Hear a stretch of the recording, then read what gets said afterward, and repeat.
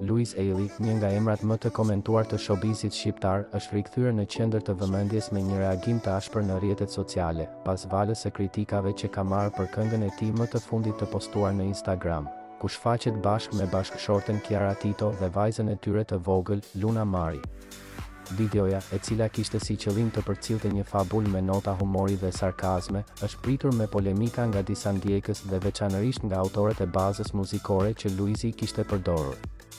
Në një video të postuar 42 minuta më parë nga vetë ai, nga brendësia e makinës së tij, këngëtari shfaqet dukshëm i revoltuar dhe i drejtohet drejt për drejt kritikëve, pa filtra dhe me atë mënyrën tipike që e karakterizon.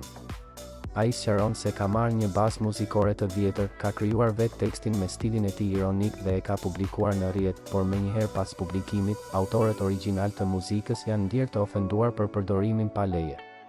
Kam marrë një bazë muzikore të vjetër, e kam shkruar vetë tekstin e ri me humorin tim, me sarkazëm dhe kam guxuar ta postoj në Instagram. Pa bërë 3 minuta, autorët janë prekur, shprehet ai, ndërsa ironizon më tej me fjalët: "Me falni që nuk ju kam futur në titra në fillim të videos si në film, nuk e kam ditur që humori im pas ka nevojë për leje."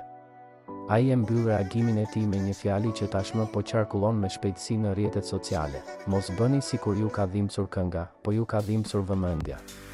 Reagimi i Louisit, si gjithmonë, ka ndezur diskutime të shumta në rrjet, ku ndjekësit janë ndarë në dy kampe, ata që e mbështesin për mënyrën e tij të drejtë dhe të sinqertë të shprehjes artistike, dhe ata që theksojnë rëndësinë e respektimit të drejtave të autorit.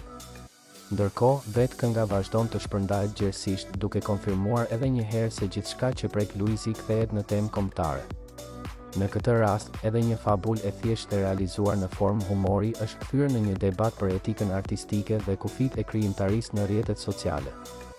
Megjithatë, ajo që mbetet konstante është fuqia e Louisit për të tërhequr vëmendjen dhe për të ndezur skenën, me çdo lëvizje që bën, qoftë me një këngë të improvizuar, qoftë me një reagim të sinqert, ashtu siç di vetëm ai.